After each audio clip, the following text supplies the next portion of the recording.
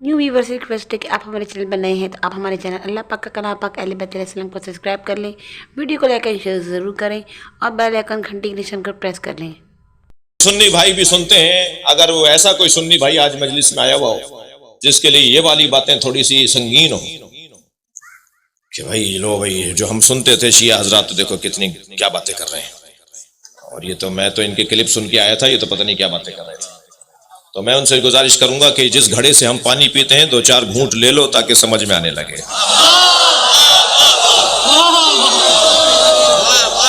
यही तो वो सारे दलाइल, यही तो वो सारे दलाइल हैं जिसकी बुनियाद पर हम अफजलियत के कायल हैं।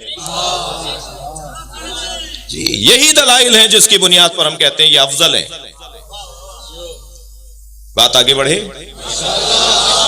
इल्मुल अशिया के हामिल मौलाए कायनात, कोई ऐसी चीज अली के सामने नहीं है जिसके बारे में अली इरादा करे और उसकी हकीकत ना खुल जाए। तवज्जो है।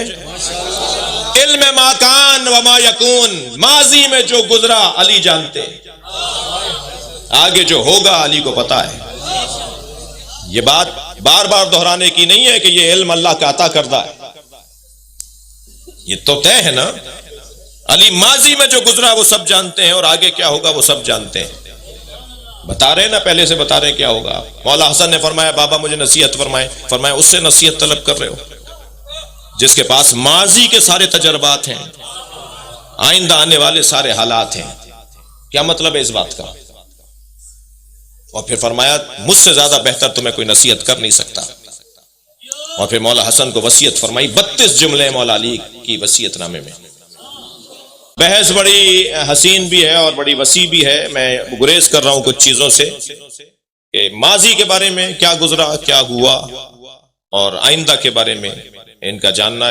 इल्म माकान व मा यकून, वो अली जो आलिम माकान व मा यकून अपने उन्वान अपने लिए करार दें, वो एक दिन सैयदा के करीब खड़े थे। फरमाया ताल इलैया, अली करीब आओ, इन्नी आलिमतुन मा लम यकुन, मैं वो भी जानती हूं जो नहीं होगा।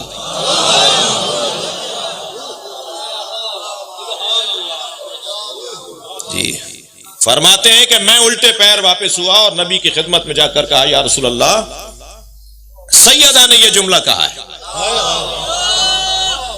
कि मैं वो भी जानती हूं जो नहीं होगा। फरमाया मेरी जहरा लोहे महफूज को पढ़ती है, जो अल्लाह लिख देता है और फिर तब्दील कर देता है, ये भी जानती है कि तब्दील क्या हुआ है।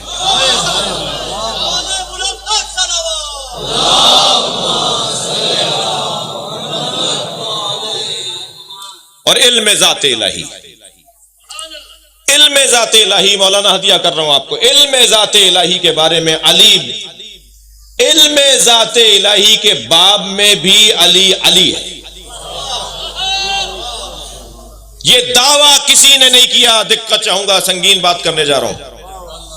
ये दावा जो मेरे मौला, सारे नबियों ने ये जुमला कहा, इलाही इलाही फजअलनी कमा तुहिब, या अल्लाह मुझे ऐसा बना दे जैसा तू चाहता है। भाई दिक्कत चाहूंगा, संगीन बात है, इरफानी गुफ्तगू है। हर नबी की दुआ, हर इमाम की दुआ, हर अल्लाह के वली की दुआओं में आप जाएंगे तो ये जो दुआ आपको नबियों की दुआओं में मिलेगी, या अल्लाह फजअलनी कमा तुहिब, मुझे ऐसा बना दे जैसा तू चाहता है। मगर अली के अलावा ये किसी ने नहीं कहा इलाही अंता कमा उहिब, तू ऐसा ही है जैसा मैं चाहता हूं।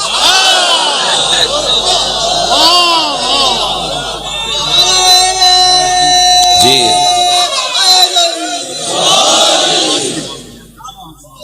ये जुमला मेरे मौला अली के अलावा किसी और का नहीं है। मुहक्किकीन तालिब इल्म अगर बैठे हैं तो मुझे लाकर दिखाएं। और ये मैं एक उस्ताद के कौल को नकल कर रहा हूं, असातिज़ा ने इस पे गौर किया हुआ है और अफा ने इस पे गौर किया हुआ है कि मौला फरमा रहे हैं या अल्लाह अंता कमाओ है, तू ऐसा ही है जैसा मैं चाहता था।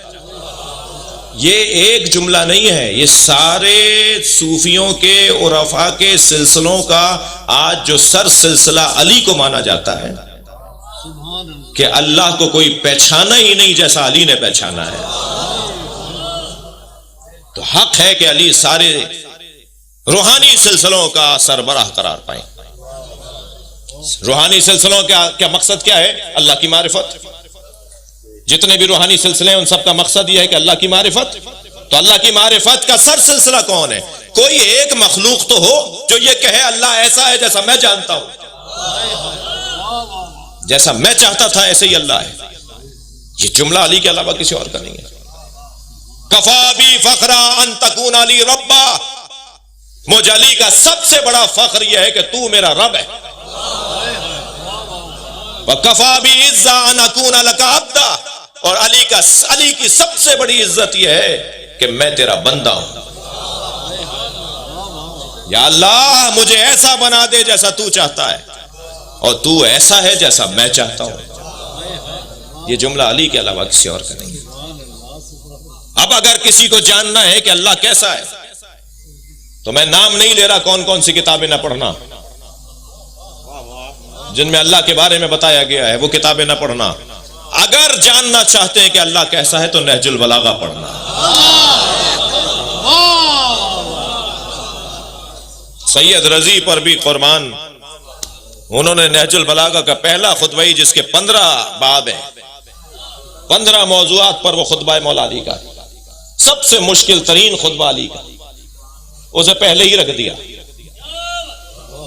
لہذا میں بچوں سے کہوں گا نہج البلاغہ پڑھو تو اول سے آخر نہ پڑھنا، آخر سے اول پڑھنا۔ اگر پہلا خطبہ پڑھنے بیٹھ گئے تو پھر تم پڑھو گے ہی نہیں، دل ہی نہیں لگے گا، اس لیے کہ وہ اتنی سنگین گفتگو ہے۔ جی فلسفی دنیا کے دنگ ہیں، انگوش بدندان ہیں، اپنی انگلیاں دبائے بیٹھے ہیں کہ یہ کیا کہہ دیا۔ جناب ابن ابی الحدید معتزلی سنی مصری عالم دین تو کہتے ہیں جیسے قرآن میں آیات سجدہ ہے نا، کہ اس آیت پر پہنچے تو فوراً اللہ کا سجدہ کرنا چاہیے، ایسے ہی نہج البلاغہ میں کچھ آیات ہیں، کچھ ایسی کلمات ہیں جو سجدے کے کلمات، وہ کلمہ پڑھ کے فوراً اللہ کا شکر ادا کیا جائے کہ علی ہمیں نصیب ہوا ہے۔ جی توجہ کیا آپ نے؟ لہذا اللہ کی معرفت کے باب میں آخر سے پڑھیں گے تو چھوٹے چھوٹے کلمات ہیں، پھر خطوط ہیں، پھر خطبات ہیں، تو چھوٹے چھوٹے کلمات زیادہ آسانی سے ہضم ہوں گے، سمجھ میں آئیں گے، توجہ ہوگی، پھر خطوط کی طرف چلے جائیں گے، اور پھر کلمات، پھر خطبات کی طرف آ جائیں گے، اور پھر خطبات میں سب سے پہلا خطبہ سب سے آخر میں پڑھیں گے تو ذہن بن چکا ہوگا اور وہ پہلا خطبہ سمجھ میں آنے لگے گا۔ معرفت الہی، مجھے اندازہ ہو رہا ہے کہ مجھے گھنٹے سے زیادہ ہو گیا پڑھتے ہوئے، جوتیاں بیٹھے بنا رہے ہیں میرے مولا، اپنی جوتیوں میں ٹانکا لگا رہے ہیں، اور ٹانکا لگانے میں اتنی دقت ہو رہی ہے کہ اب جگہ نہیں ہے کہیں اسے بند لگانے کی، کہ 2 لوگ یہ کہتے ہوئے گزرے کہ خطاب کرنا پہلے ہی مشکل ہے، کیونکہ یہ لوگ نظمیں اچھی کہتے تھے، شعر اچھا کہہ لیتے تھے، بولنا نہیں آتا تھا انہیں۔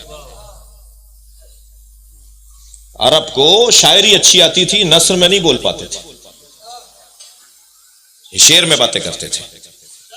جی علم نثر جو ہے، انداز نثر جو ہے، نثری گفتگو ہے، اس کے موجد بھی علی ہیں، اور حسن علی کے کلام میں ایسا ہے کہ بولتے ہیں تو یہ طے نہیں ہو پاتا کہ نثر بول رہے تھے یا نظم بول رہے تھے۔ لہذا آپ خطبات جا کے دیکھ لیجئے، مقفع جملے ہیں، مسجع جملے ہیں، جی مردف جملے ہیں، اور نظم بھی نہیں ہے اور نثر بھی نہیں ہے، کلام تو 2 ہی ہے نا، یا نظم ہے یا نثر ہے۔ علی کو جب سنتے ہیں تو نظم کے تمام تر الجھنوں سے بالاتر اور نثر کے تمام تر تقاضوں کی حامل، یہ اعجاز 2 ہی کتابوں کو حاصل ہے، اللہ کا کلام قرآن اور مخلوق کا کلام نہج البلاغہ، کہ جن میں یہ حسن پایا جاتا ہے۔ بیٹھے ہوئے ٹانکا لگا رہے ہیں کہ 2 لوگ برابر سے گزرے، کا خطاب کرنا بہت آسان ہے، جو مشکل کام ہے وہ آسان ہے، مگر کوئی خطاب کرے تو ایسا خطاب کرے جس میں ایک لفظ بھی الف کے بغیر استعمال ہو، کوئی لفظ بھی الف والا نہ آئے، یعنی جتنے کلمات بولے وہ اپنے خطبے میں اتنا کنٹرول ہو اس کو الفاظ پر کہ الف والا لفظ نہ بولے پورے خطاب کے اندر۔ مولا مسکرائے، فرمایا علی کے لیے آسان ہے، 900 कुछ अल्फाज पर मुश्तमिल मौला अली का खुतबा है जो फिल बदी अली बोलते रहे। इतनी गिरफ्त है अपनी अरबी जबान के ऊपर, अदबी जबान के ऊपर। फिल बदी बोलते रहे, 900 कुछ अल्फाज हैं जिनमें अलिफ का इस्तेमाल नहीं है, और वो लफ्ज भी मुश्किल और उन्वान भी अकीदा तौहीद। यानी जो बोले हैं वो अल्लाह के लिए बोले। फिर ऐसे ही किसी दिन बैठे थे, अपने अबा के अंदर बंद लगा रहे थे, उसे रफू कर रहे थे। तो वही चाहने वाले गुजरे और कहने लगे कि कोई खुतबा ऐसा भी हो जिसमें नुक्ते का इस्तेमाल ना हो। मुस्कुरा के देखा, अली के लिए आसान है जी। 1000 कुछ अल्फाज हैं जो गैर मनकूत खुतबा है मौला का। उस पूरे खुतबे में वो लफ्ज अली ने इस्तेमाल नहीं किया जिस पे नुक्ता लगे।